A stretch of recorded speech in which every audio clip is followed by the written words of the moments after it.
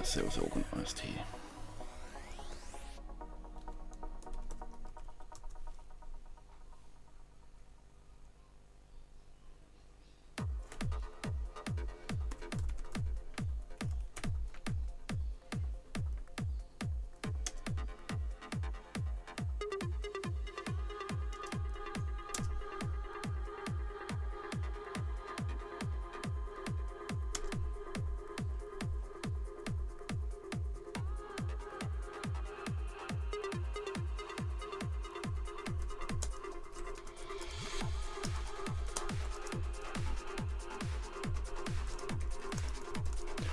Okay, how are we, folks? Just getting myself slightly organised here.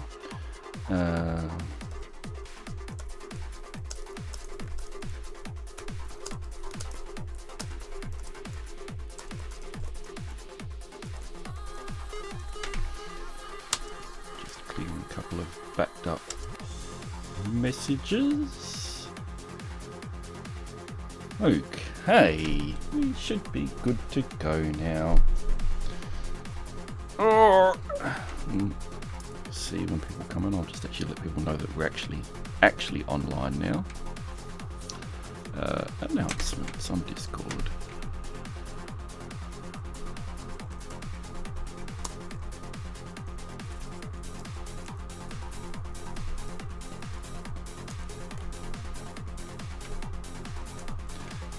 Okay, and we'll just put a note out on Twitter as well.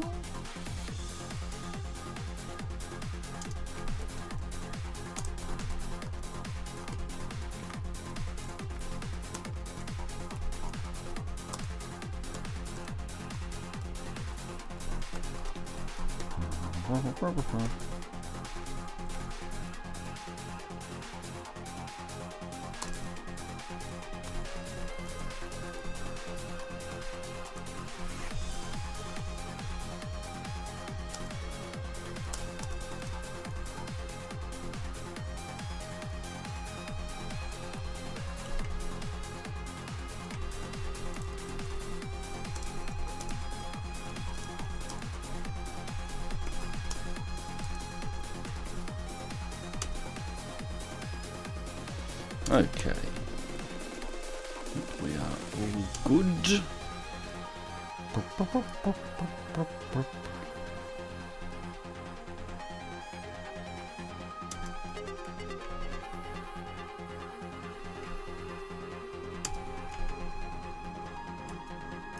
Okay, I can get rid of that one.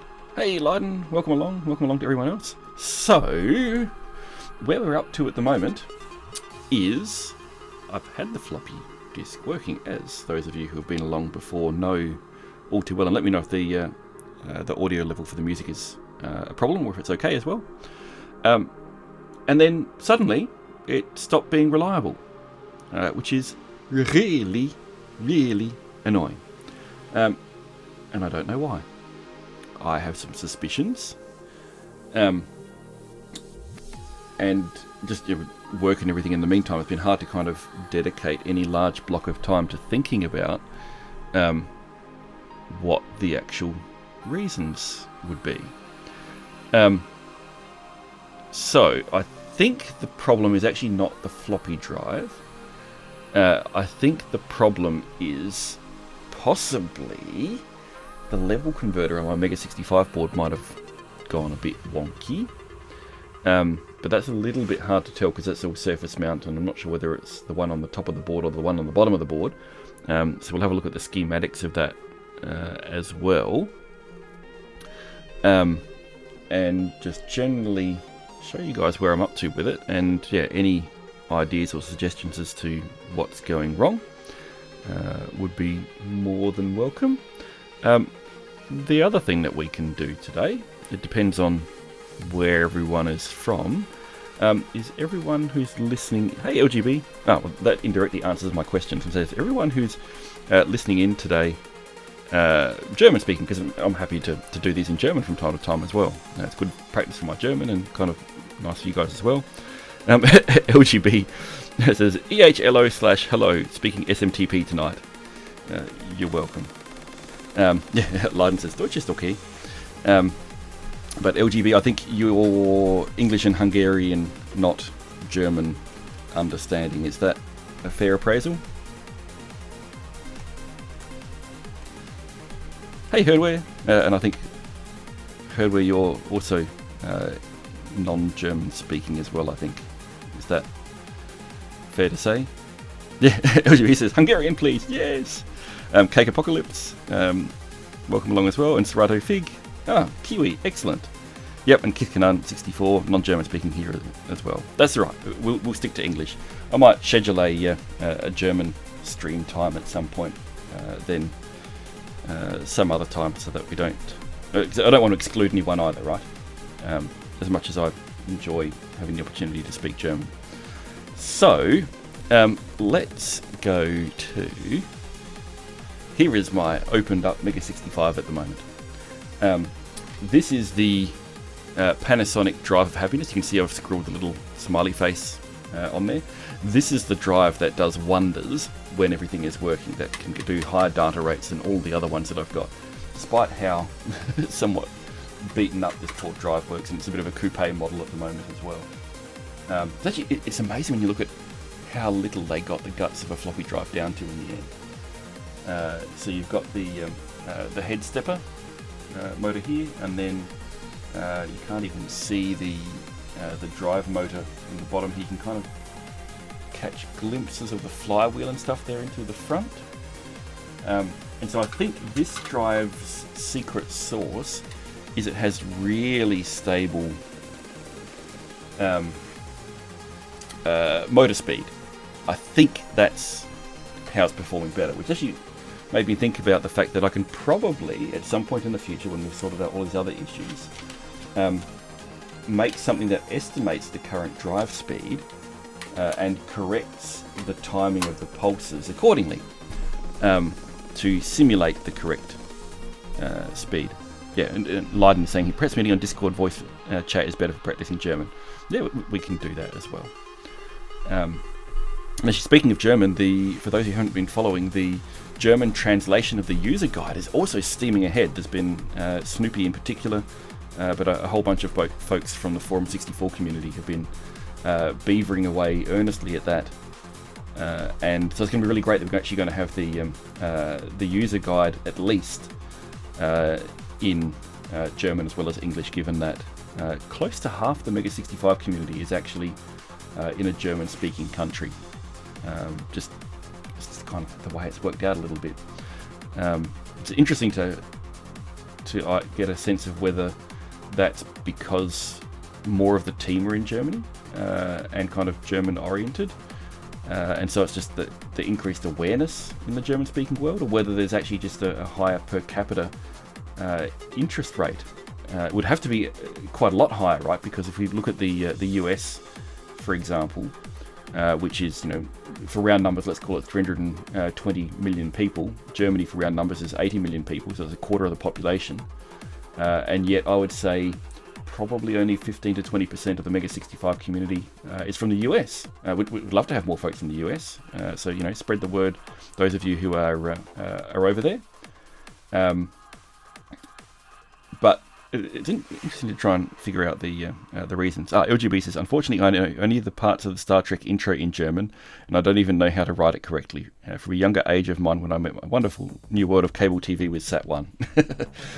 Yes, TV is actually a great way to learn language, to build it up. Yeah, and Herdware says Commodore was very, very big in Europe. Yeah, I think that's part of it. That in the US, the Apple II was kind of was bigger. In that sense, and then the PC kind of marched on a bit more quickly. I think that's some of it, but I think even you kind of look at there are retro computing projects. Most well known, of course, is the Commander X16 that does have a very large fetch in the US, and of course that's because its activity is very US oriented. I think is part of that as well, and so yeah, that's right, and I'm happy. Either way, but I think there's a bunch of these kind of factors mean that more of the people who would love to know about the MEGA65 and play with it in Europe, pardon me, in particular in in Germany already do know about it than in the United States, for example. And here in Australia and New Zealand, it's a little bit in between as well. Here in Adelaide, of course, because it's where I'm based, there's actually a number of people that are aware of it, even if I haven't actually physically met up with most of them, at least in a very long time. So, it's really interesting, just sort of some of these dynamics. So, yeah, but that's all distraction from the problem of the day that we're trying to solve here. So, just so you can get an idea of what I have happening here, right? So here's the standard ALPS drive. This is my normal internal floppy cable that normally is nice floppy origami folded across here and plugged into the drive at the back. But I've got the oscilloscope plugged in at the moment, so I've got a standard AB floppy cable, and I've put these funky header bits on the top so that I've got something convenient to clip the thing for the oscilloscope onto, and the ground pin, which, in retrospect, if I was redesigning the MEGA65 PCB, I would have put really nice anchor points for oscilloscope things. Where are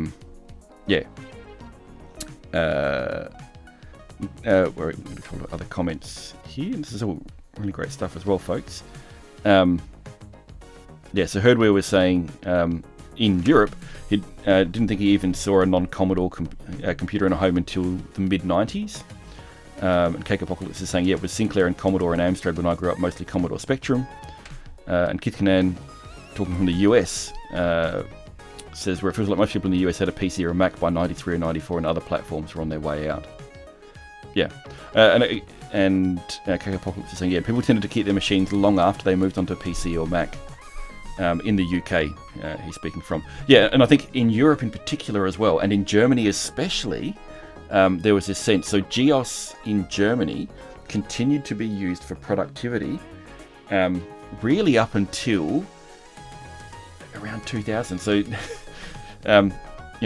I've lived in Germany, I have German heritage, I can speak German, I have plenty of German friends, so don't take this as German bashing by any sense, but the Germans are, shall we say, a little reluctant to move to new technologies in business. If they have a working solution and they have it all optimized so that they can work efficiently, they kind of have the sense of, well, why bother moving?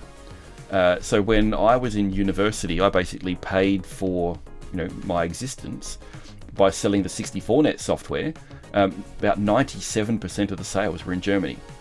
So it was quite funny. I had an early analog mobile phone because my distributor for 64-net in Germany was like, Paul, I need to be able to call you to order more licenses and keys, and without big delay. So please get a mobile phone. So I got the cheapest, crappiest analog phone I could get. But I did draw the line at not wanting to have one of those horrible Motorola ones that were about this wide, but like that, like that deep. The walkabouts, they to me just look pig ugly. So I got an NEC P3. And so people in Germany were buying old XTs, but not to actually do their productivity on. They were doing that in GEOS on 64 and 128, and connecting them up with 64-net, and buying the PC to do that, and buying the 64-net license, which I reckon he was selling 64-net at the time for I think 99 Deutschmarks. So a couple of $100 US equivalent. So it was, the cost was non-trivial. And yeah, it was quite interesting. And again, a lot of German businesses still use fax machines for all sorts of things. So yeah, it's interesting. But anyway, going back, floppy drive. We had the oscilloscope set up. Now, unfortunately, I don't have an easy way to show you guys what's happening on the oscilloscope, because the oscilloscope doesn't have HDMI out, so I can't feed it through. So I might be able to take photos of the of what's happening on the oscilloscope, but probably actually what I'm going to do, I have managed to find some time during the last week or two to make some changes to the DMA controller on the MEGA65 so that it can more easily let me debug floppy problems. And I might hack up a little bit of software that lets me use that. So basically we can read the raw flux. So what it will do, it will read the gap durations and write them in consecutive memory locations. And so we can get all of the flux transitions off an entire track, and we can try and see where things are going wonky. Now the other piece to that is so we can do that to read. What I also want to do is to make it so that when it's writing, I can log them, because then what we can do is we can compare what is written with what we're reading back. And if we do it right, it'll actually be interesting because it will show us the effects of the write pre-compensation, because you'll actually see the transitions moving as well. So that's probably what we'll have a look at doing. So I've already have the thing for reading the flux built into the bit stream, and I think I have the writing one working as well, which we'll find out. And I also added in a funky thing for doing loopback, so that we can read what we're writing, which is actually another way to read what we're writing with the DMA. So yeah, we'll have a hack at that, and then I'll have to make a little bit of visualization software.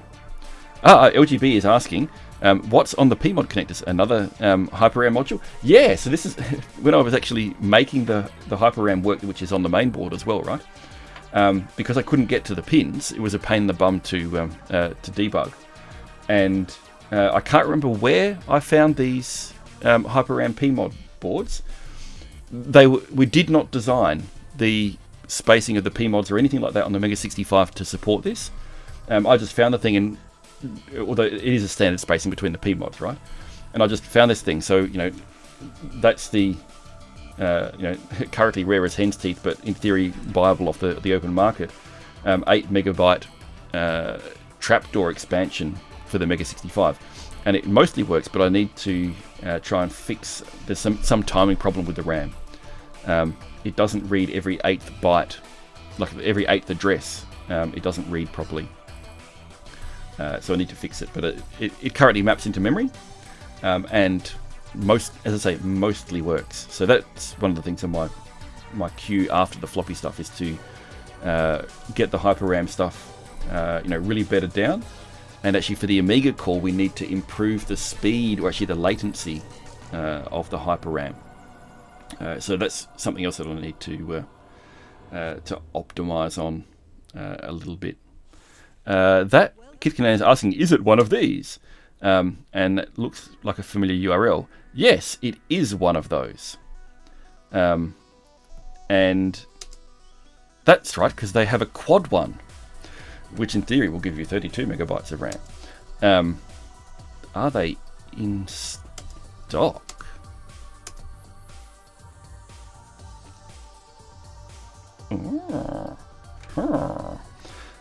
Allegedly, they are.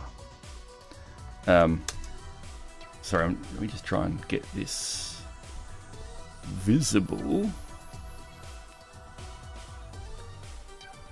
on the display here for us.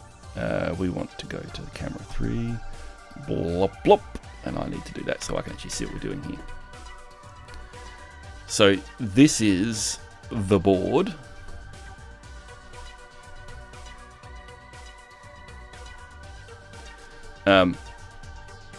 And so if we tell it quad, there's the picture of the quad one. So I have to find out how they're addressing it. You can find the schematics and design files here.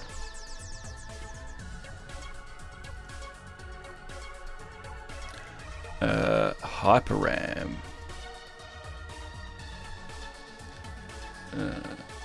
1B. Oh, come on, give me a PDF. Here we go. Schematic PDF.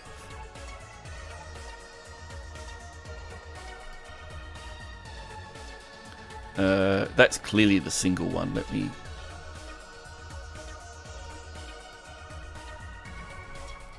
Is it under Q for quad? Quad Hyper RAM. Yep. There we go. 1A.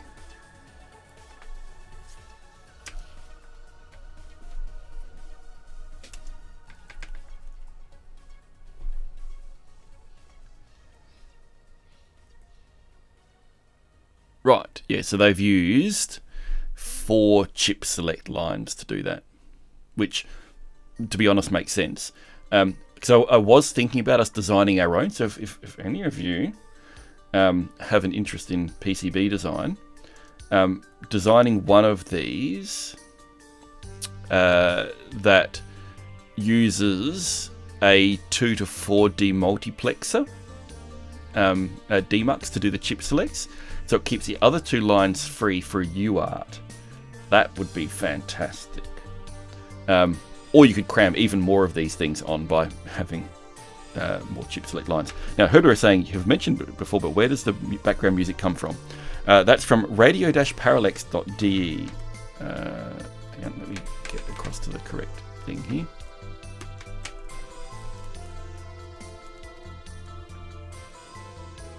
So it's all retro chip music-y kind of stuff, which is all really good. The irony is, at the moment, because I have a separate laptop which is doing the music and out on 3.5 millimeter. Too much floppy drives up at the moment, so I actually can't hear it from there. So, but if I play it on this one, because this is on the computer I've got the headset connected to, then I can finally actually listen to it while we on stream, which would be kind of nice.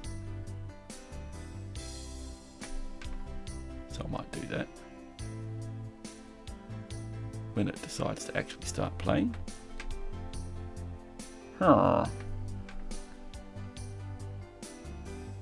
Stop. Start. It'll probably magically start at some point. But anyway, yeah, so if someone has an interest in doing a bit of PCB design, that, yeah, would be interesting. Yes, LGB is saying, yes, but a demultiplexer should be fast enough. You know, the question around whether it will actually be able to switch between the RAM banks fast enough. I suspect actually for the MEGA65 it won't be a problem. For an Amiga core, it might need to be a little bit more cleverly done. But actually, for the Amiga core, I don't know whether the trapdoor slot for Hyper RAM is actually going to be fast enough anyway, because the routing from the FPGA to there, if we go back to...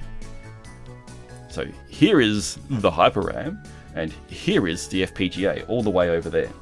That's a lot of micromiles for the signals to get.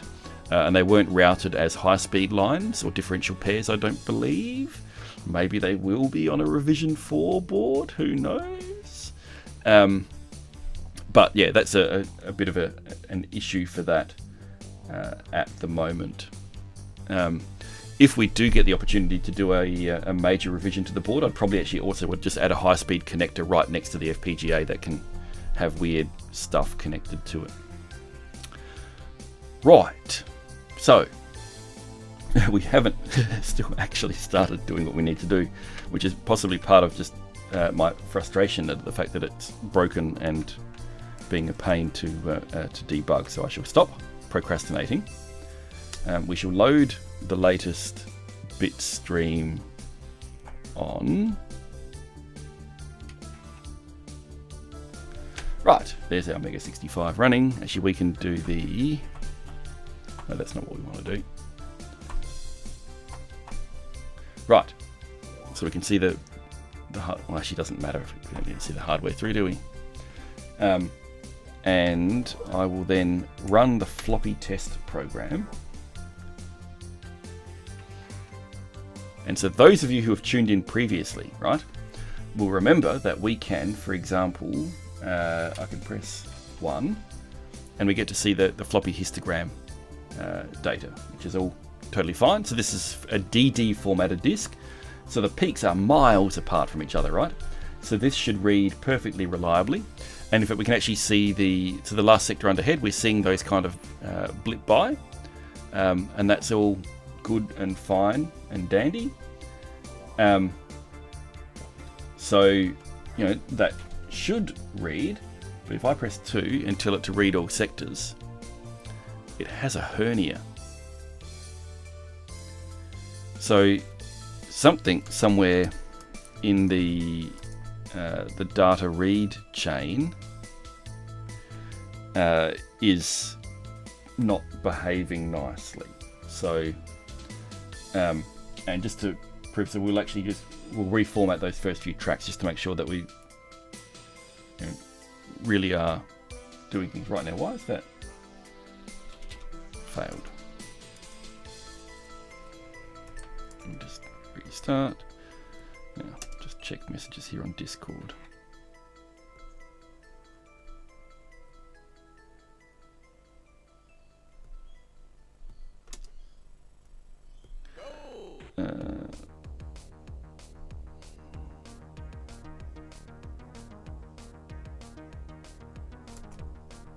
Okay, so let's go format. We only need the first couple of tracks here, right? Now I've got the oscilloscope hooked up, so I can see the pulses going on the oscilloscope, and they look pretty fine.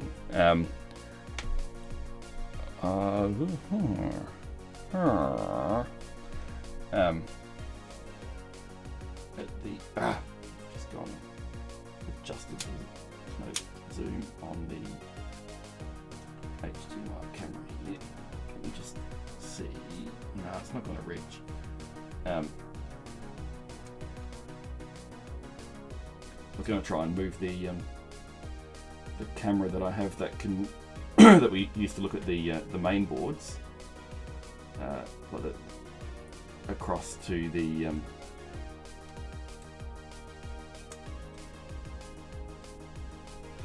to look at the oscilloscope.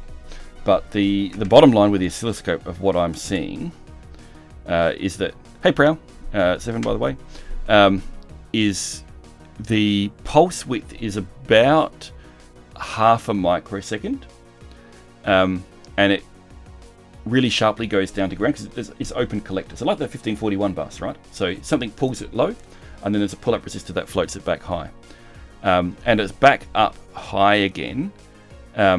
Within, well, let me just move things across here and count it. So, I mean, within 1 microsecond, it's already back up above 4 volts, which should be totally fine. And it goes from 0 volts to 2 volts within 800 nanoseconds, so 0.8 of a microsecond. And our highest pulse density is much slower than that, even with with our crazy 3 meg discs, right? And as I say, the leading edge of the pulse is sheer vertical drop. So they're fine, and that's with the Alps drive, and it's no different with the Panasonic drive that has the more accurate spindle speed. If I'm correct with what's going on there. So, right, and so we've just reformatted that disk. We can see it is reading the sectors, at least on the first half of the disk. But it was taking a long time on each one. It's actually probably doing multiple attempts at each sector, at how long that was taking. And we can have a look again at the histogram. So clearly I was trying some other setting before, right, when I formatted it. And even though the peaks generally taking up the same space, notice that they're less sharply resolved here, because I think this is when I formatted that track, was with different right precompensation. That shouldn't matter. It shouldn't matter. But we can actually, if I format it without right precompensation, we get these beautifully narrow peaks. And we can try and read that track.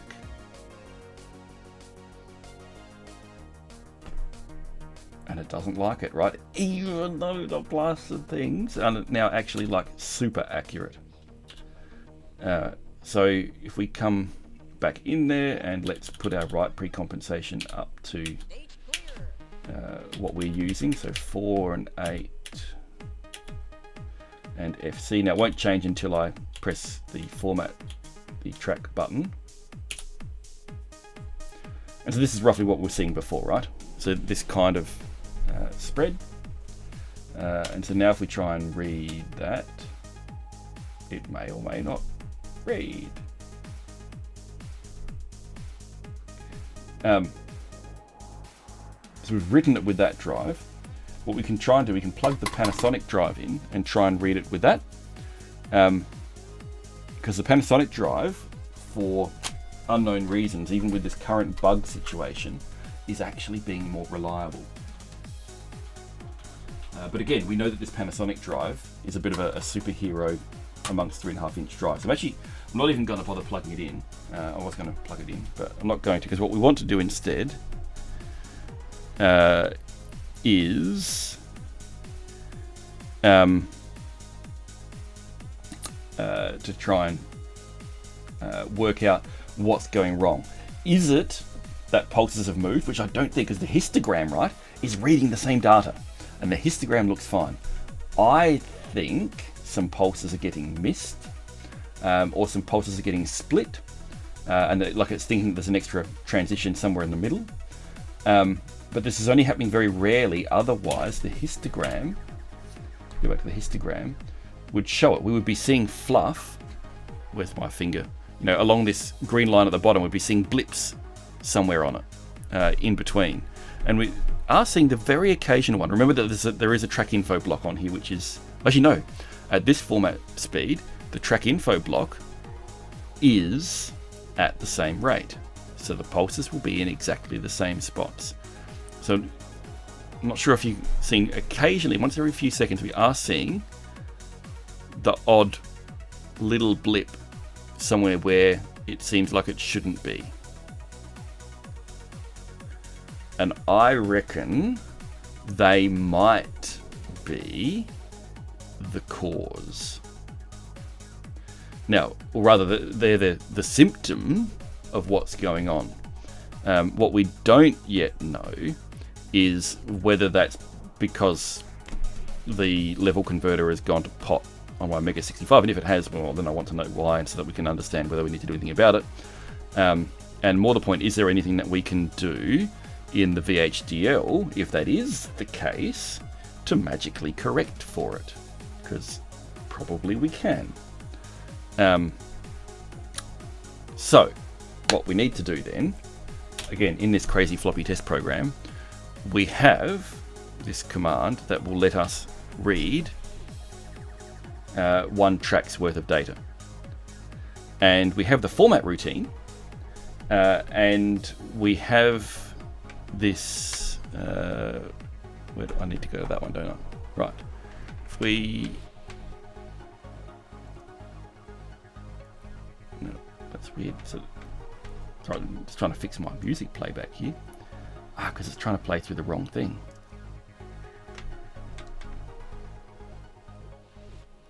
Right. Now I can listen to the music as well.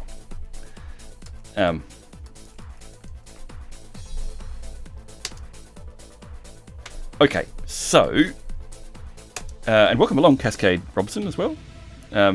Yes, complaining about Twitch making it more difficult to create an account. We want to modify floppy test, but let me first show you core source VHDL.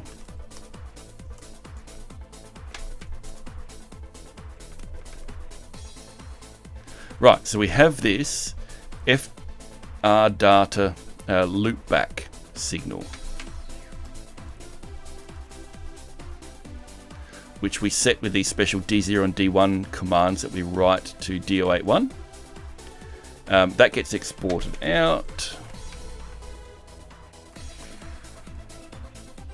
And if the R data loopback is 1, then what we actually read is what's being written to the floppy, either from the SD card or from the CPU. Remember I said about having this DMA mode to write to the floppies from the CPU, which we might test as well.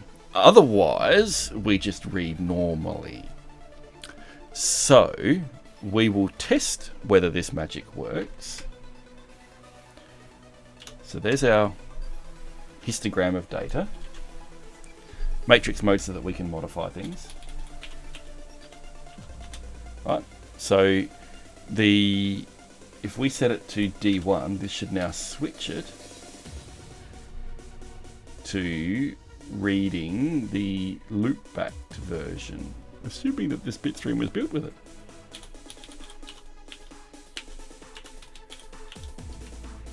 And it's not making any visible difference. Did I actually? Oh, sorry. Custer Robson. Sorry about that. Yes, my bad on that. And yes, I can see how you would have other people reading it as Cascade as well. But yeah, it doesn't change anything because there's no capitalization in there. But I think you can add capitalization into your nickname in Twitch. So if you want to, you may want to do that.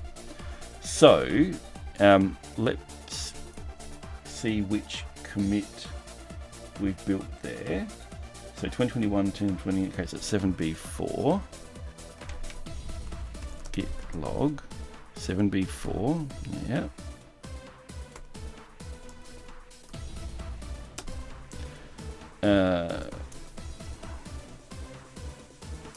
So why is, let's double check our VHDL here.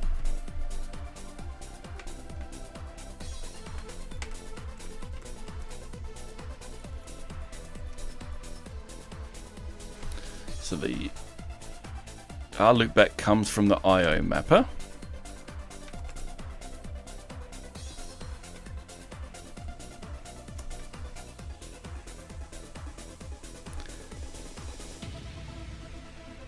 And that then comes out of SD card IO. So by default, it's output 0. And if we write D1, it gets set to 1. And this should be in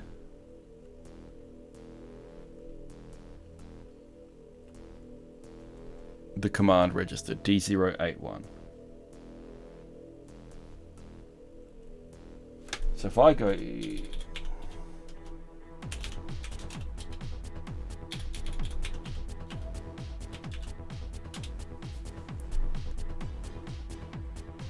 because this is supposed to spoof. Now where it could be, I could have disabled it at the top level.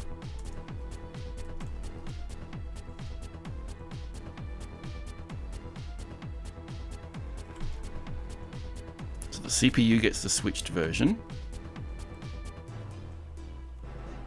And the IO map, yeah, no, so this should be switched. So it should be using that version and doing the write of that magic value of D1 should enable the loopback, and that the SD card module shouldn't be able to read things. Hey Shalon, welcome along. Yeah, time to procrastinate some. Yep, quite so. So there must be a way you can put the capitalization in, Cassidy Robson, because other people on the channel have got it.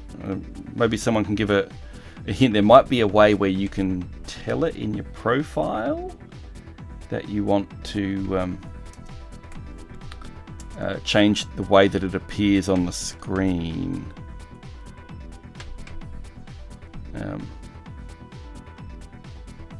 Yeah, so there's a display name bit, and you can put big and little letters in there.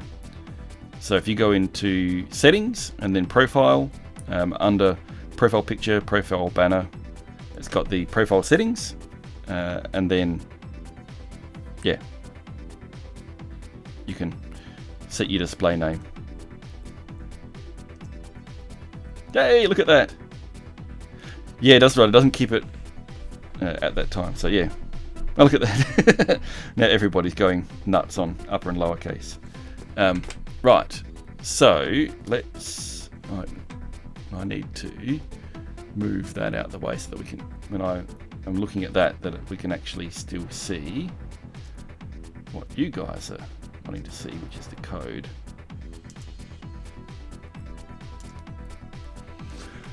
Okay, so that's a little bit weird to me. Yes, you could hide the 23 from you at the end of your display name if you want to as well, absolutely. Look at that, we're all learning how to do things in Twitch. So this is a little bit annoying that the this isn't doing what I want. So Shalon, given that you've it was coding with music, but actually find listening to someone rubber duck code is much better. Right.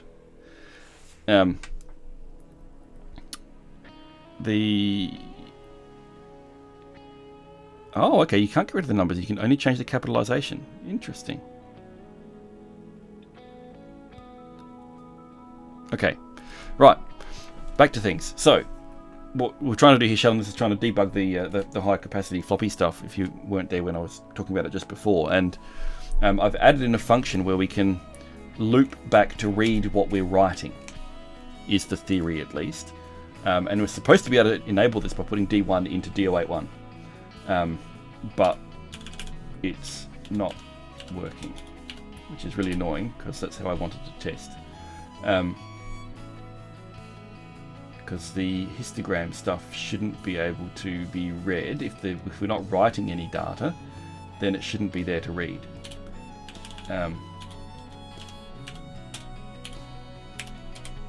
Unless, of course, I disabled that in this build, because I did put it in a build and then I disabled it for a bit. Let me just double check.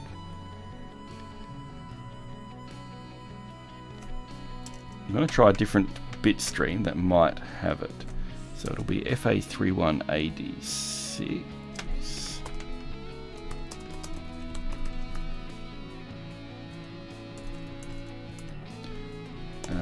201 October 18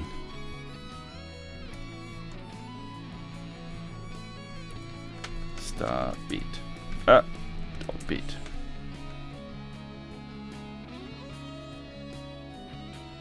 Cannot access bitstream file. What have I screwed up?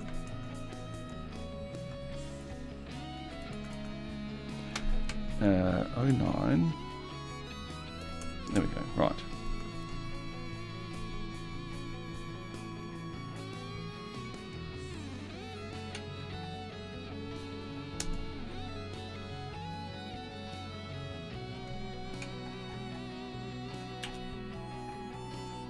Okay. Back at looking at histograms.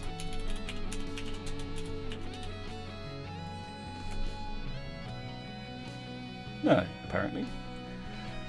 Right. That's a bit annoying.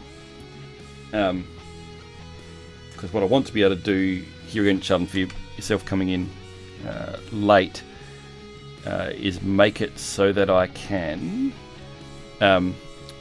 read the data that we're writing to the tracks, so that we can actually compare that with what we're reading back to find where things are going AWOL.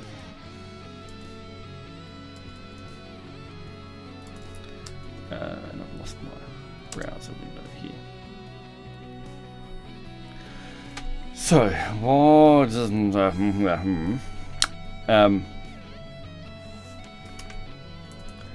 me just make sure that I have the latest versions of everything checked out here. Right, so we're in machine, and this is the top version of it. So we are reading the switched R data into the IO mapper, which is what we need to be doing. and we have the loopback signal coming out of there. F data comes in on the rising edge of the CPU clock. Yep. We read, we make the switched version of R data based on that value.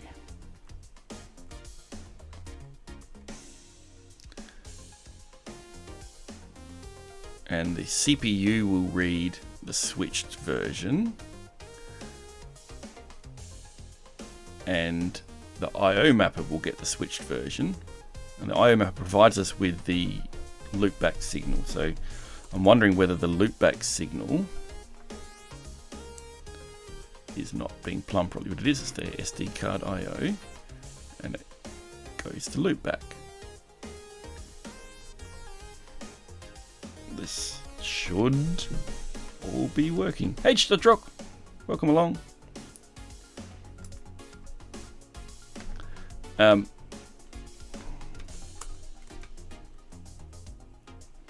have our loopback internal things and FR data. I don't know. I'm just going to set the bitstream building again, just in case for some magic reason something wasn't committed or whatever. So that can chug away in the background.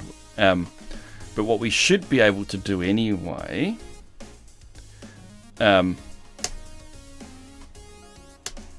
we can still use the new fancy DMA thing that I've put in.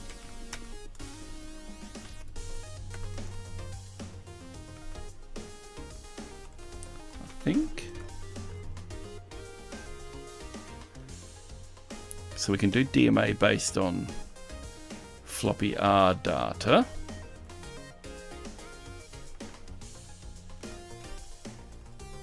There's Floppy write.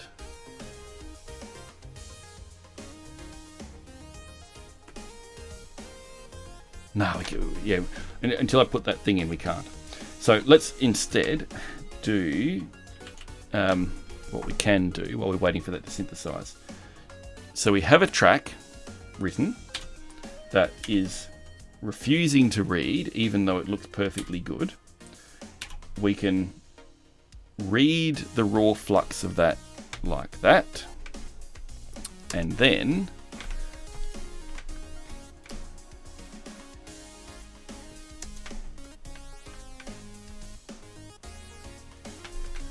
we can bin mfmd. Well, first we need to pull it down. Monitor save dash address. So this is going to pull some RAM straight out of the MEGA65, and we're going to put it into bad track 0 dot gap.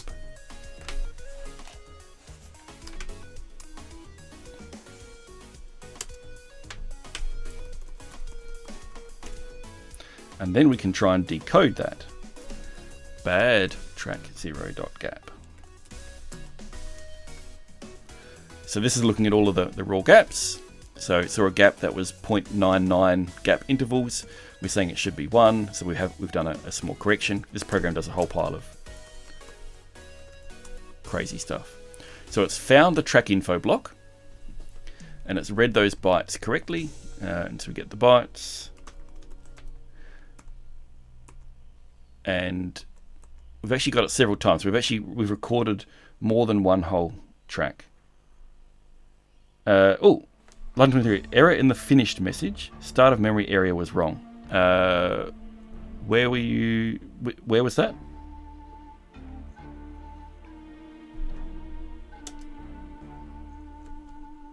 Oh, sorry. Yes, yeah, it is. It's a display error. Yep. Yeah, just because of the stupid way that program works. It really needs a bit of TLC, the monitor save program. The M65 that used to be called monitor load has had lots more love. Okay, so if we search for sector headers instead, we can find a sector header there, so that's all good, and that's all fine, and the CRC is fine. And now here's our sector, and it's wrong. It's got rubbish. Now, the way that the default formatter works is it writes ascending bytes from some somewhat arbitrary starting point. And so we can actually see here, so up to 4.9, 4A, 4B, 4C, 4D, that's all good. Yep, that's all looking good. But what we will see at some point is that we will get rubbish.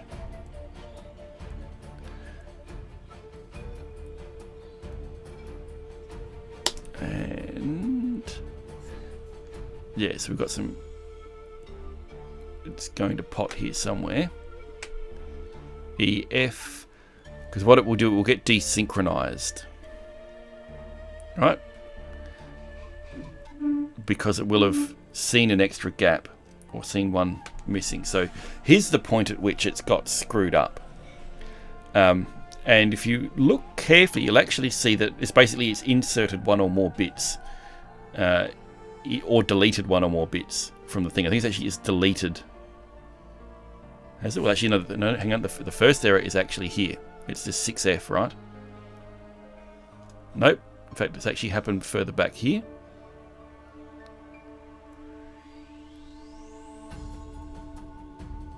It's the DB. Starts at 019C. Yeah, correct. So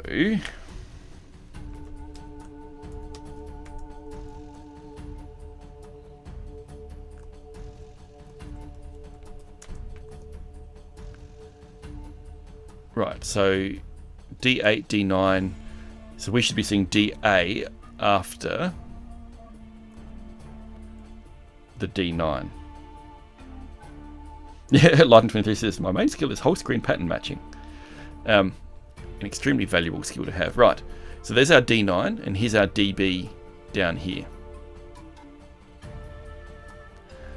And can you see here? In fact, we've had this really short gap and this other gap that together add up suspiciously to about 1. So I think it's seeing an extra gap.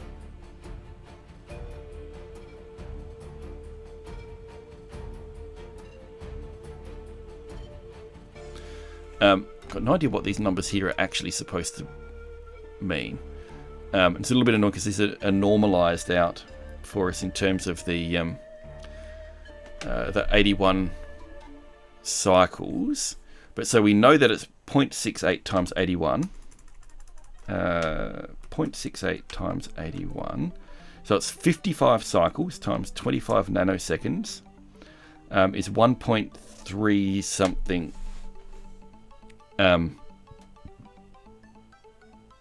microseconds.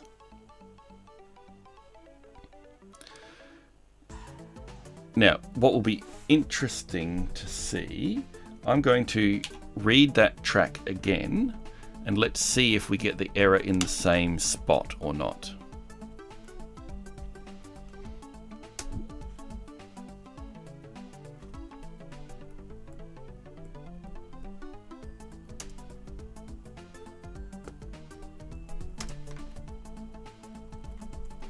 Because what we want to know is the problem when we're writing or is it when we're reading? This is what I want to try and find out.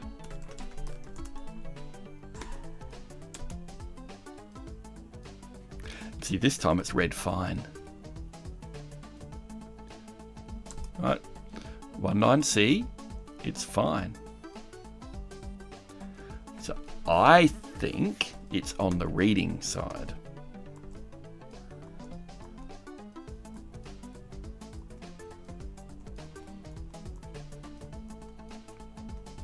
In fact, this is reading all of those sectors fine.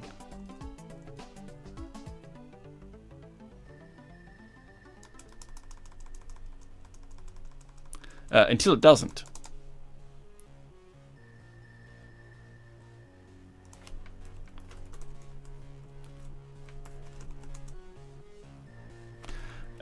let's go back to our original one. I'm wondering whether we've actually got more than one read of this same sector, because we've actually got more than one track's worth. 8, 9, 10, 11, 1. Yes, we've got another read of it and it's read the same.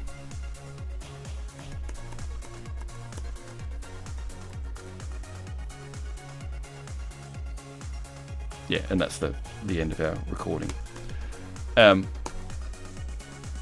So this is really weird.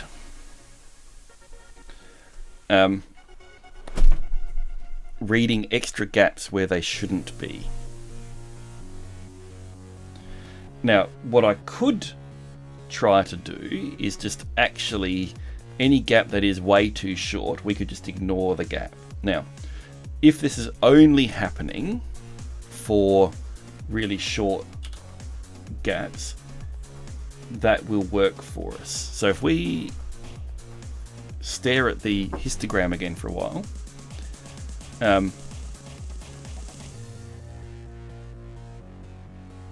we may see, yeah, so I saw a little blip there on the left at about the right kind of spot.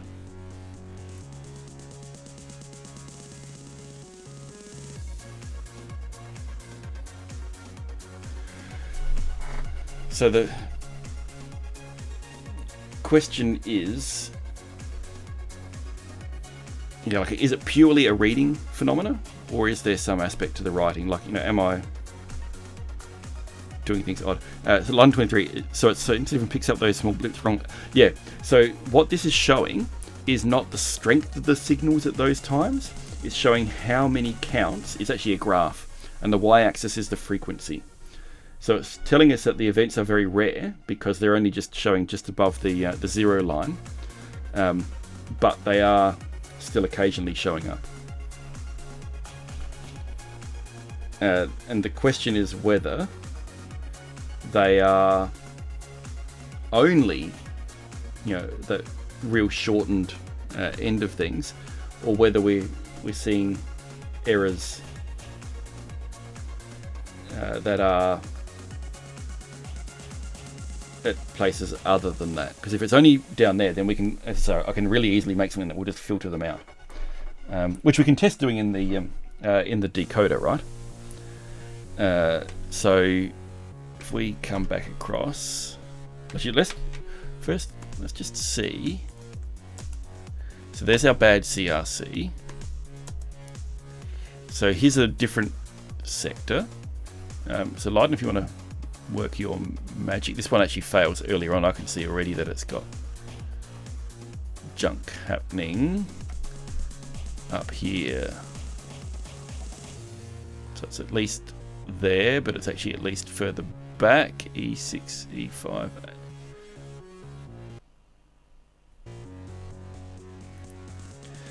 Serato Fig, could you just adjust the histogram to record the all-time peak frequency per timing gap? 062.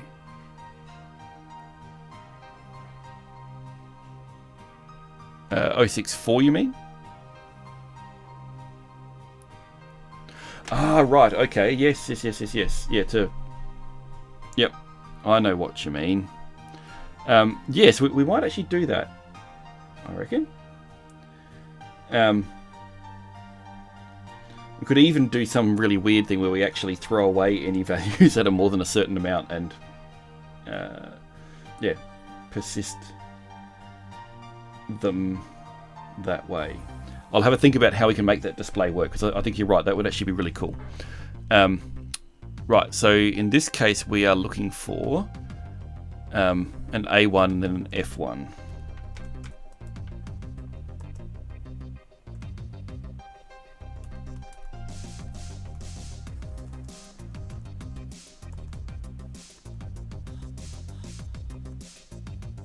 There it is. Yeah, see, we've got more. Again, I reckon it's this. All right.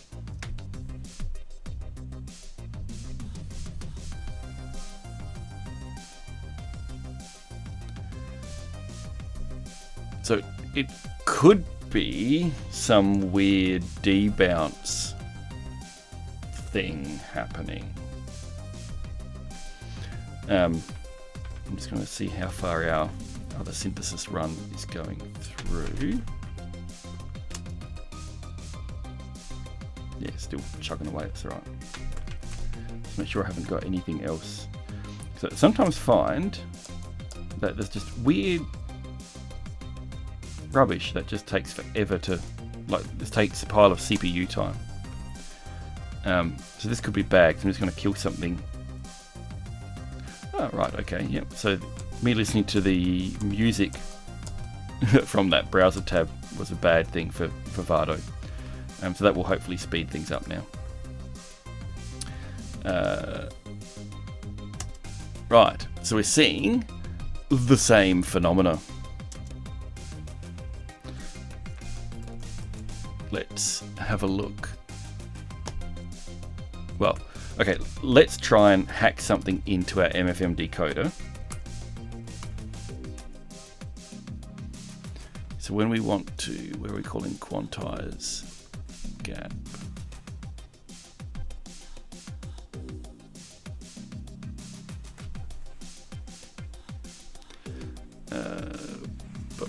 MFM decode. So we decode the gap. So there's our, if we show the quantized gap, because that was, it's making sure that we're messing with the right spot here.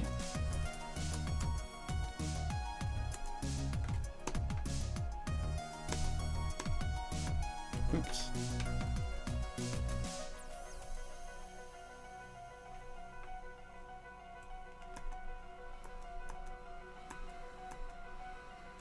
There it is. Yeah, so that's the quantized and unquantized. So let's say, so there's our gap, right? Float previous partial gap int. Yeah, right.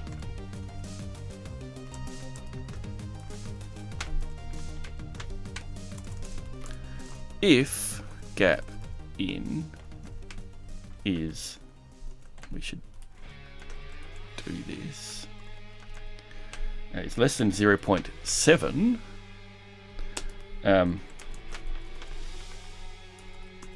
previous partial gap is equal to gap printf deferring, well, rather would say it's accumulating, right? Accumulating short gap %.2f.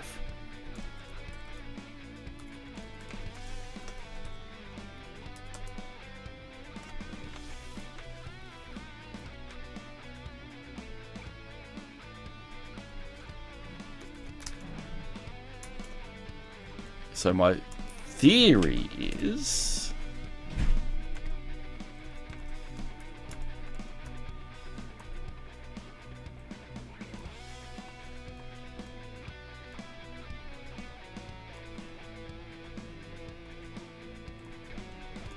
oops.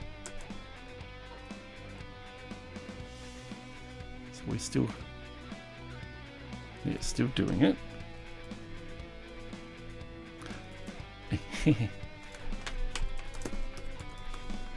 If you compile the program after modifying it, the changes have a higher frequency of success.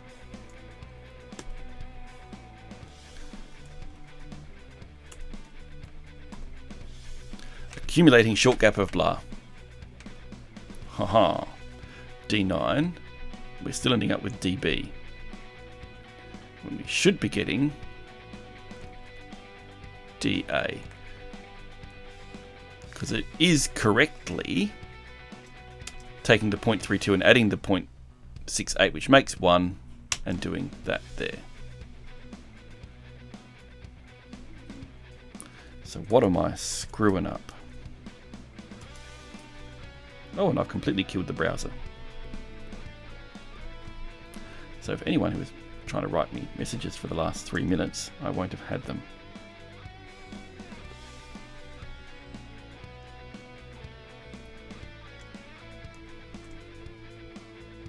Ah.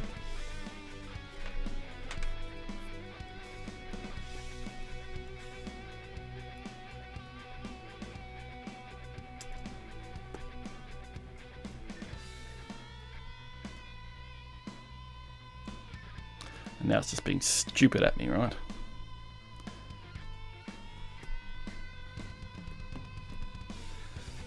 Come on, where's the...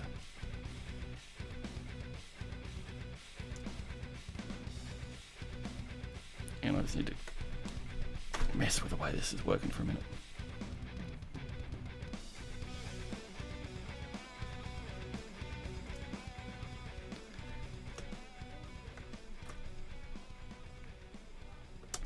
Right, now we're back in again. Okay. Well, the stupid thing is, so it shouldn't persist. Oh, now the browser is moving across onto the HDMI output when I don't want it to. It's a pain to move because for some reason the edges of the screen get clipped for me on the HDMI display. So I have to shrink the window so that I can actually move it. Okay, now I should be back in action.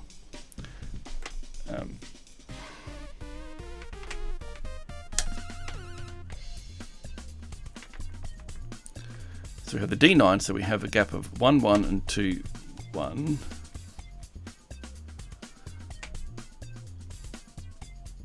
One and 2,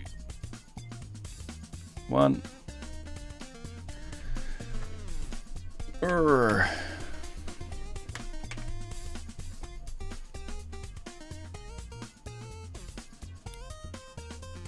Let's have a look at the MFM, where MFM decode gets called.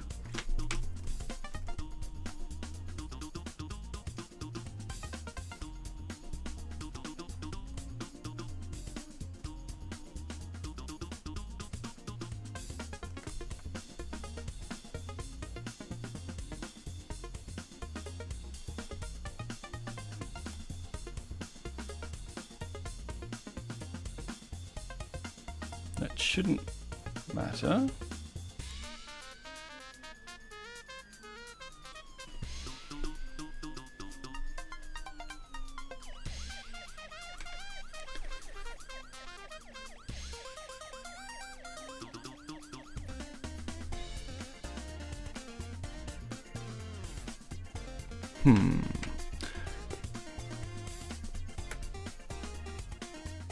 So is it correctly?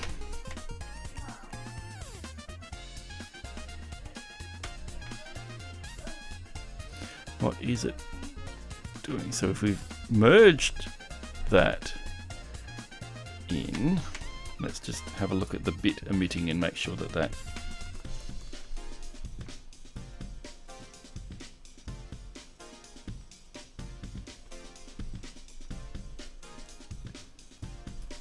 is doing what we think it should.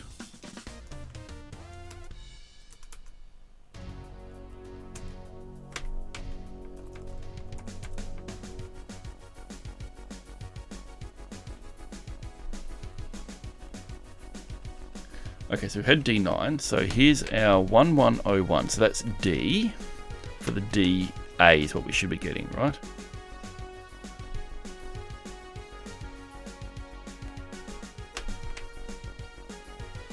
One oh 11, that's B, because it's getting that. So what we'd be expecting is, so A is 1010.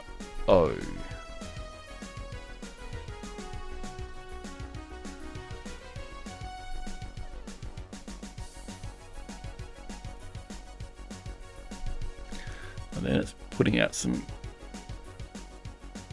other rubbish after that because it's getting desynchronized. I need to look at the MFM decoding table again. MFM decoding. table. Actually, we can do it here.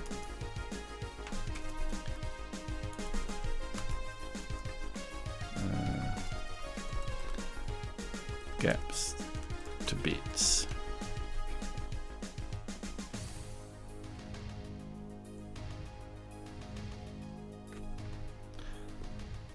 And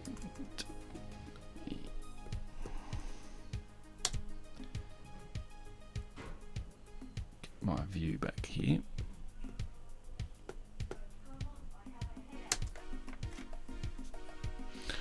Right. So if the last was a 1 and we have a length of 1, the output is 1.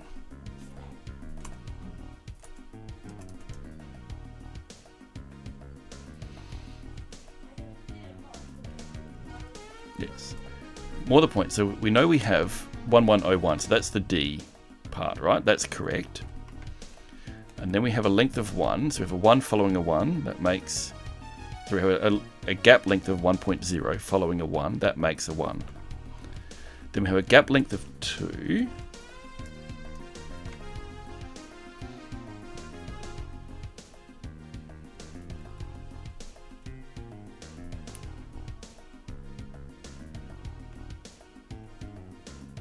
How have I got this?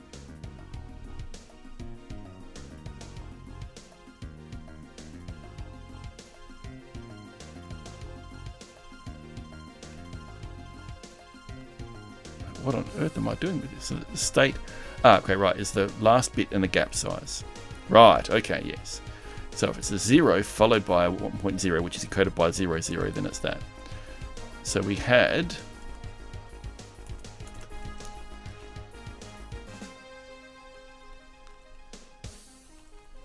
Again, just to remind myself, so 1101 is what we've had.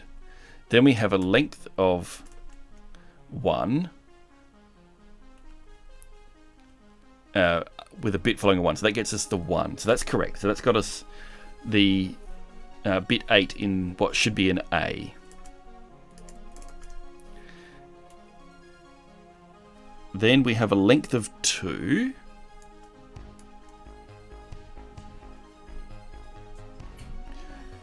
So length of 2, and the last was a 1. So that gets us 0 and 1.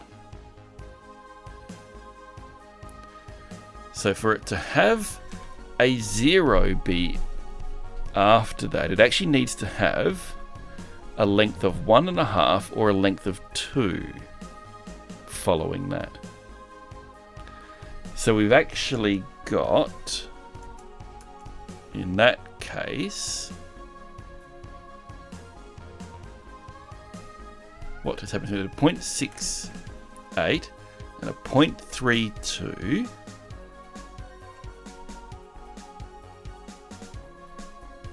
which we then turn into a 1.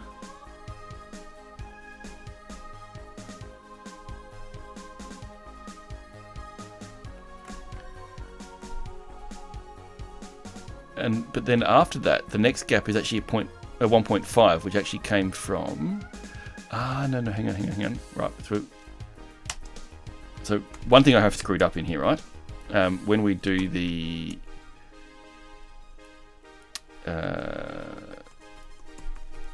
if we're accumulating it, we actually need... If we're not accumulating, rather, we need to clear out any previously accumulated gap.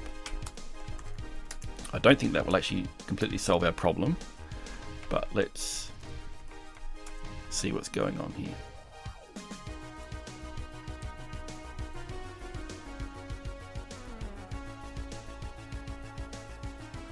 Right, so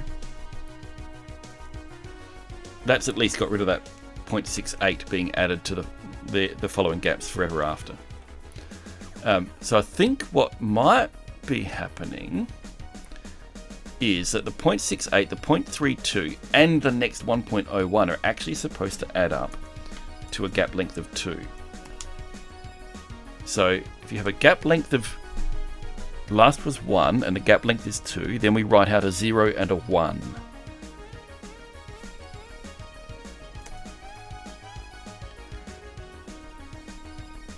Whereas instead, we're writing out a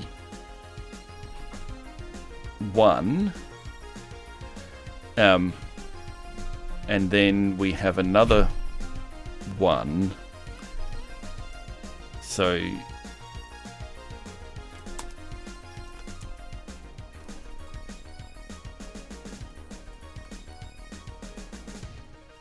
D8, D9, DB. Yeah, we got another DB. So the next DB is actually correct. And then actually we've got, and then DC, DD, DE, DF. Okay, yep. Yeah, so so that short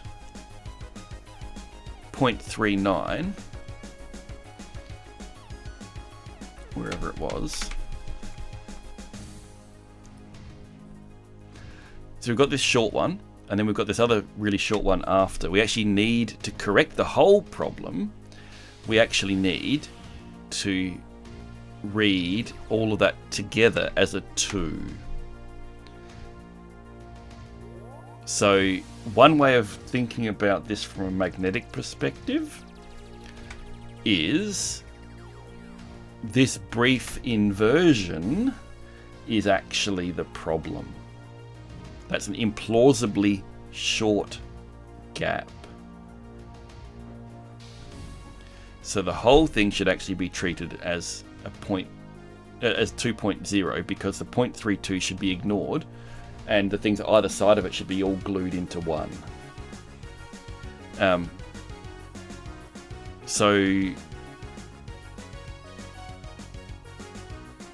Which is interesting, because that says to me that it's in the drive electronics that this is happening, in the read side of things, rather than it being in the carrying of the signals back.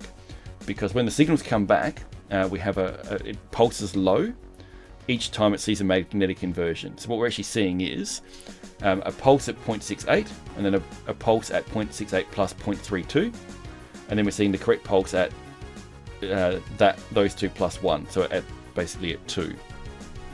So yeah, that says to me it's the magnetics, lots of the electronics of the drive. So whether it's like the voltage to the drive is dropped from 5 volts or something, that's a possible thing. If I had a multimeter handy, I could check that. And that would explain why every drive is kind of now being a bit crappier than it was.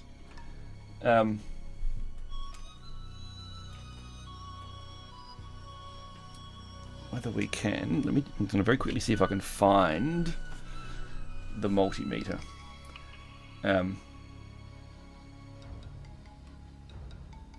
Because this could plausibly explain what's going on. If the 5-volt line is having too much drawn, but we have a pretty darn strong regulator for 5 volts in the MEGA65.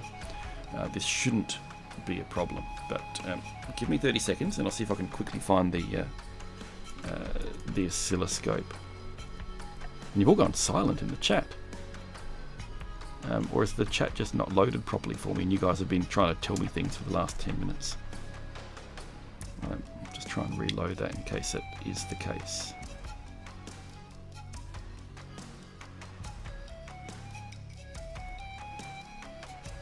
Yep, that's right. Cool. Yep, no, I can... No, hang on. It's loaded briefly and then bombed out.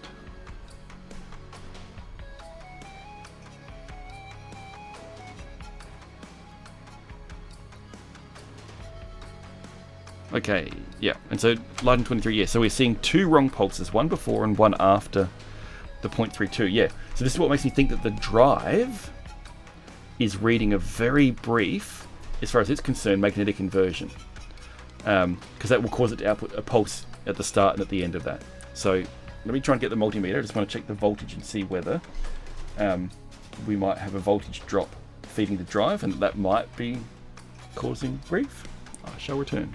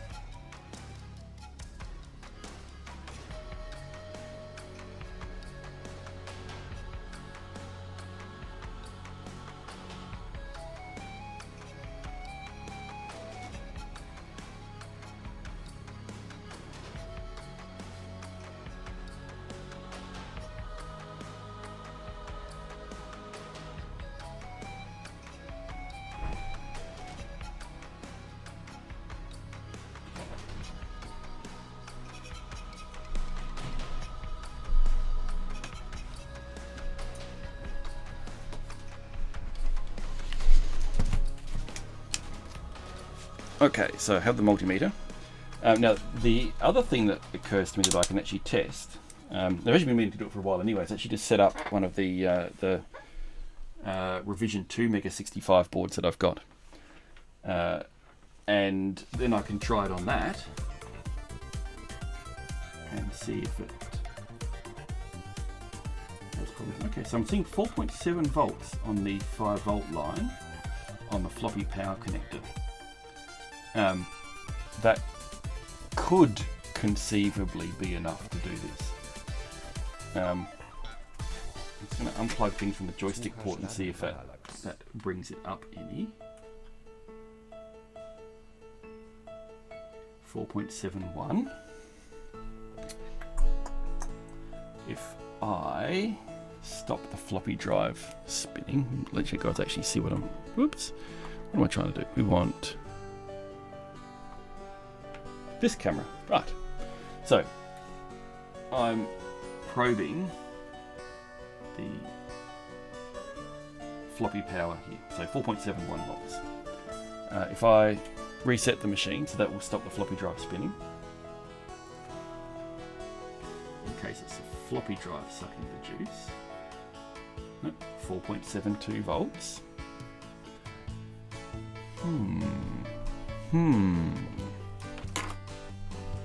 This will be really interesting if this is the problem. Do I have... So I have here Rev 2 machine. More the point I've got to... Well, the MEGA65's power supply is 12 volts. So, actually I've checked the 12 volt rail while I'm here. But we have good regulators on the MEGA65 as well.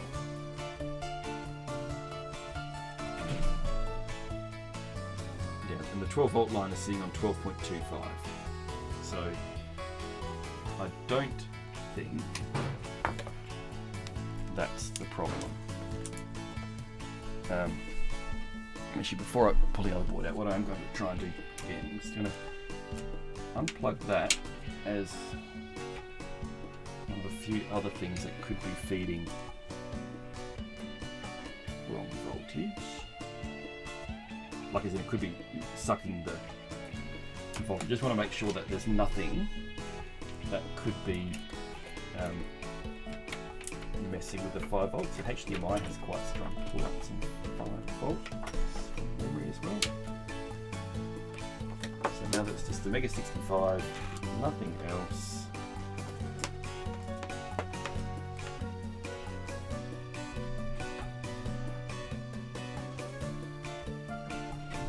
.72 volts. Okay, let's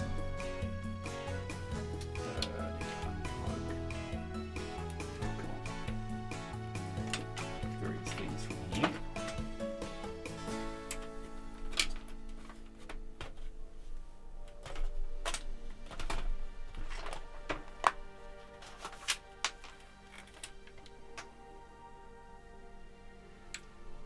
Oh, that's what I started unscrewing floppy drive. That's alright. It'll be fine. Okay.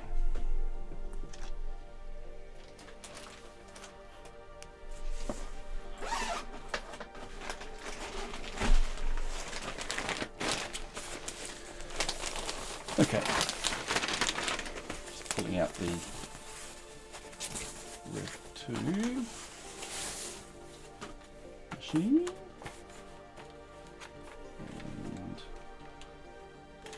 So that's the Rev 2. So this is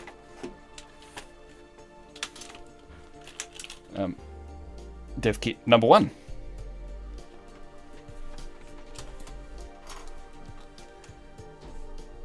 When did I add the HyperRAM board?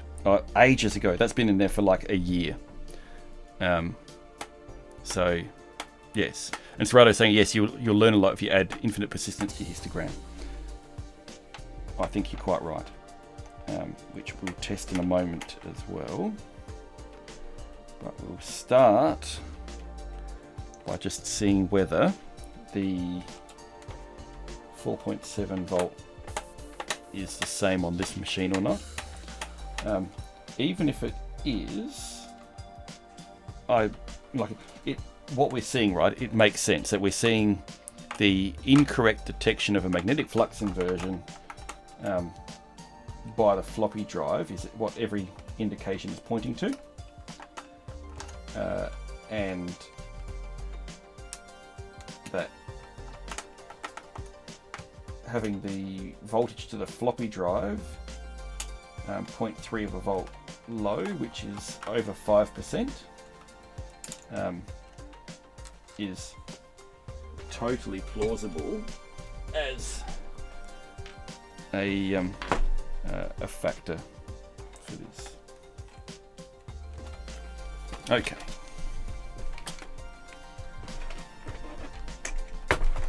Right.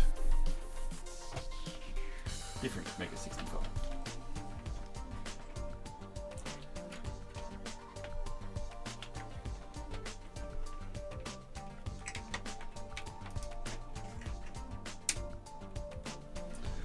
Now, this has got an old bit stream, but it actually doesn't matter because we're not even going to look at the display. All we're doing is looking at the voltage.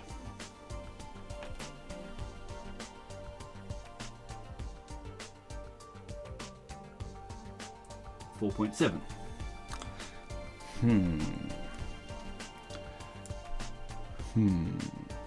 Mind you, I haven't tried to see whether the same problems happen on this machine or not.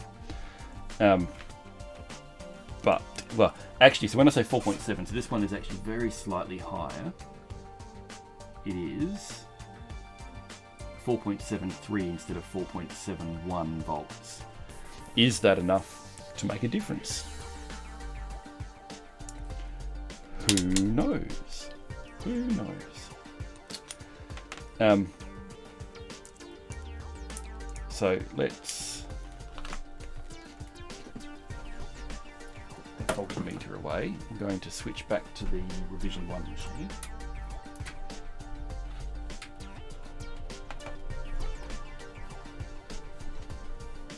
I don't have enough hands, enough space. I really need to muck this office out a bit more. Let's just take the headset off from it.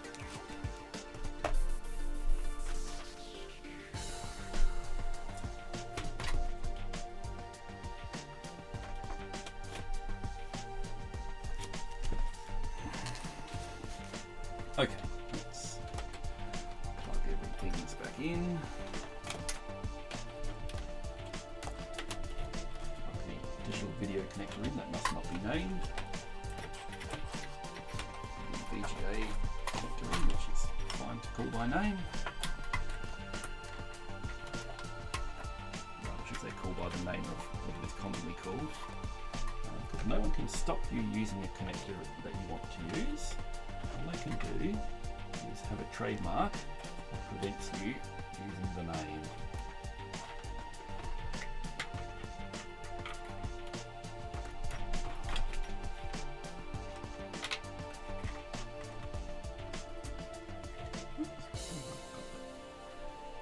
Stuck here.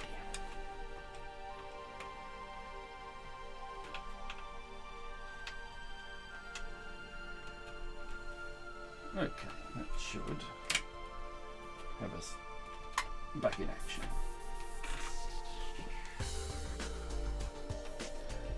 And I do just need to send the latest bit stream to it.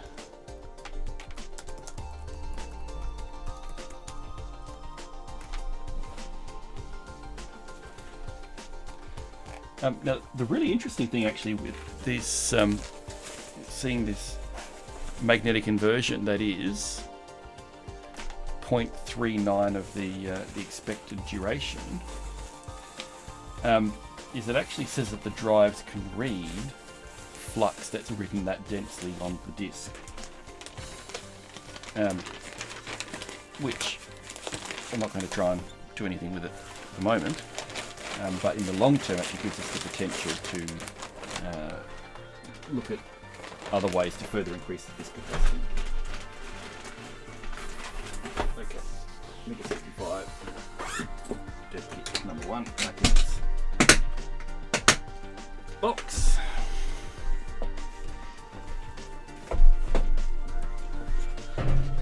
Now this should be, so this is the fresh bit screen that it's literally just finished as we're going through. So let's get our floppy test program up here.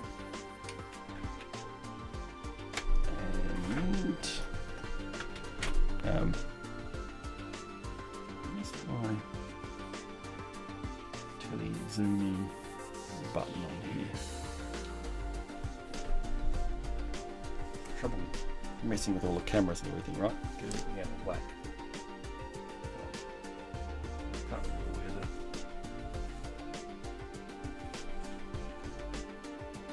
there we go, that's a bit better. Okay. Ish. We can do manual skew correction. So let's have a look at the histogram. I'll try that debug thing. No.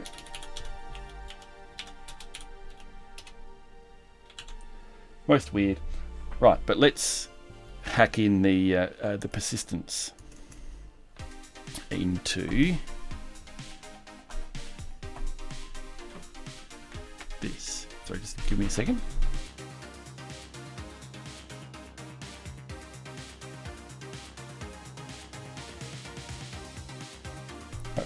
My son just wants to wander in and watch what we're up to.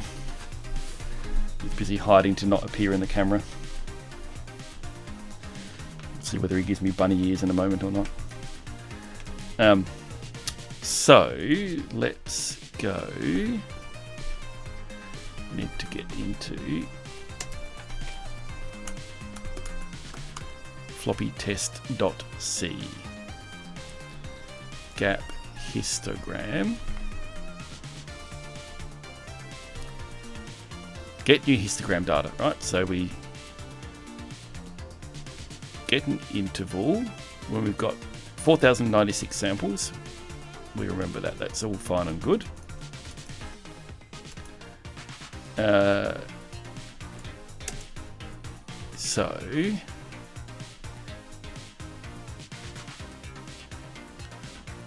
And we stop as soon as one of them gets to 255 in height, which is all fine. And we stop if we get to a total of 4,096 samples. Okay, easy done. So let's call these histo bins raw.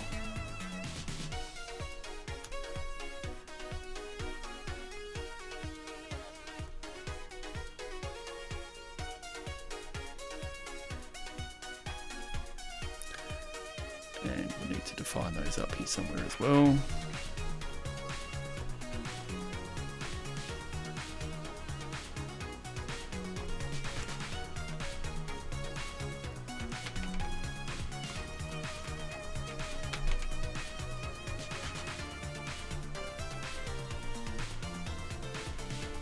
Clear them all when we first enter in.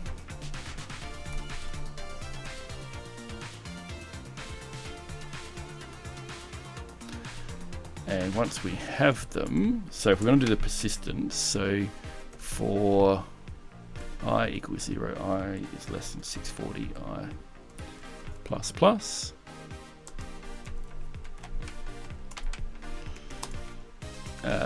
If histo bins raw, I histo bins I equals histo bins raw I. So this will persist any non-zero values.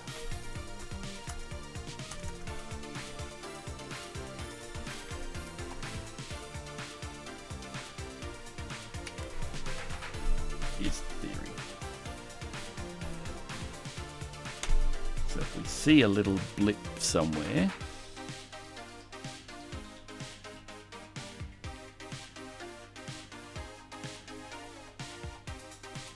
should stay.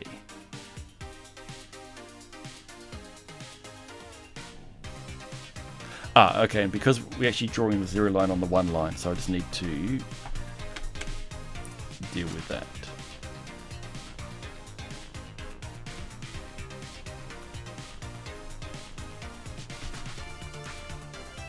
I think is the other piece of what's going on here.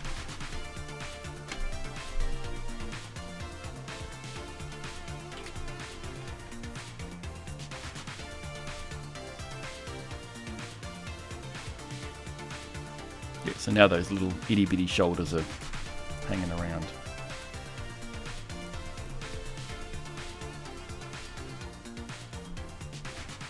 And of course it's completely refusing to show us any of the little glitchy bits, I think, isn't it?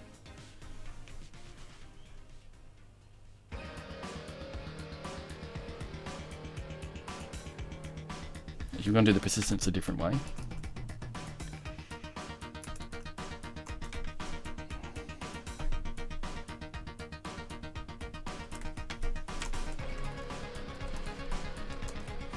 We'll actually have a persistence mode. If histo bins raw I plus histo bins I,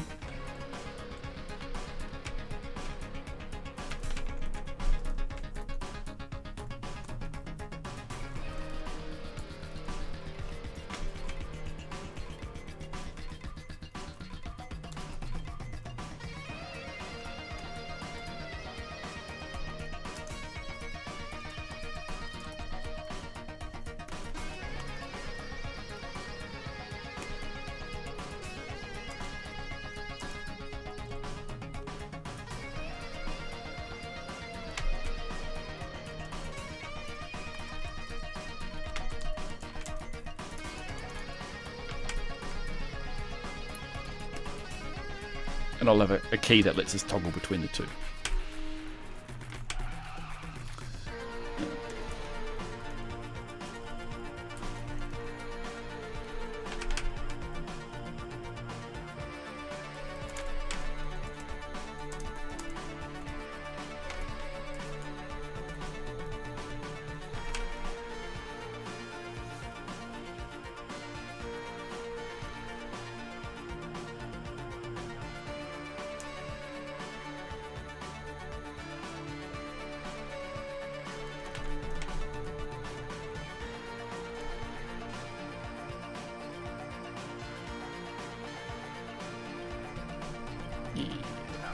So we need to, what are you using P? We need to find a key that we're, I'll just make it 1.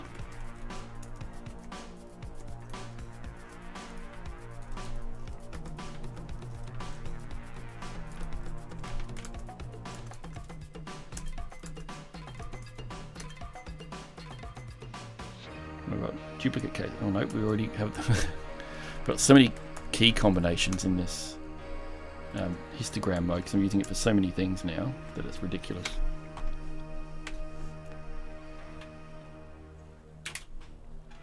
Right, histogram mode, and it's now in long-term calculate mode.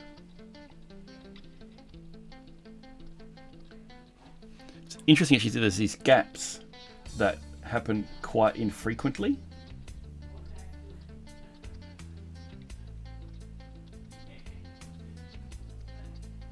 Within it, so on that that third band on the right, there's that kind of that gap in the middle that happens quite rarely. And it is, of course, completely failing to show the problem at the moment. So I'm actually wondering if I were to test reading that track, whether it's actually going to work for us or not. Nope. So the other complication that we have with spotting these, there's some bits of fluff.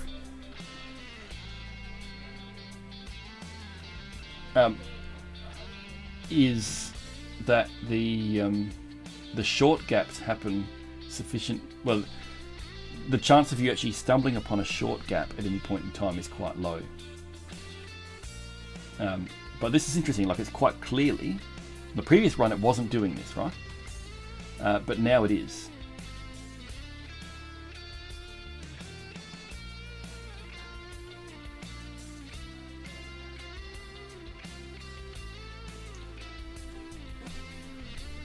So what this is a little bit frustrating in showing us is that the what I was hoping for, there was just going to be a peak down at that, to the far left, that little lump. That's our 0.3s that we're seeing. That if that's all we were seeing, then I'd be really happy. So just going to put the screws away for the other MEGA65 into its bag. Put them in there so they don't get lost.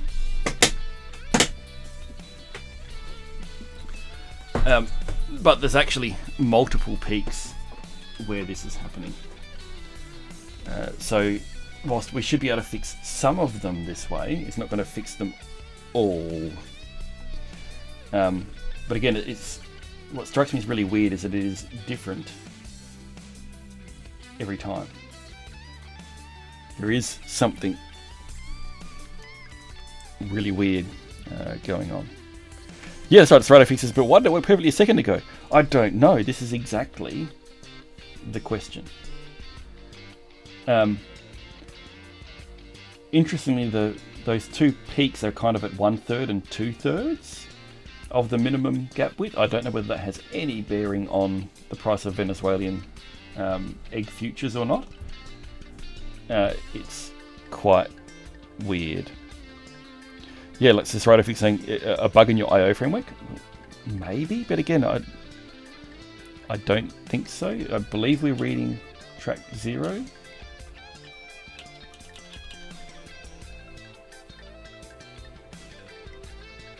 So I think that's fun. We can actually reformat the track. And if I toggle persist mode, oops, there's 2 for persist mode, isn't it? Right, so that's reformatted it. And then we can tell it to persist.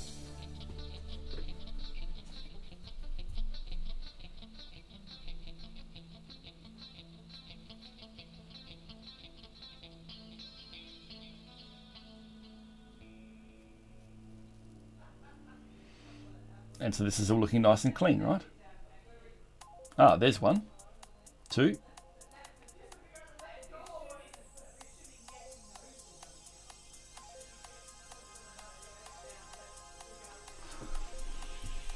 I might have to have a look at the schematic for the MEGA65 and see if there is something that is making sense as to why we're only getting 4.7 volts to the drive.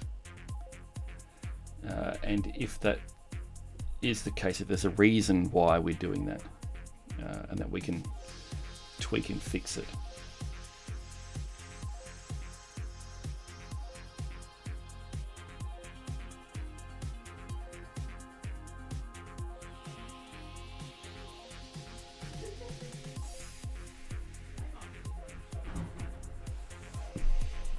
So that track looks like it should read.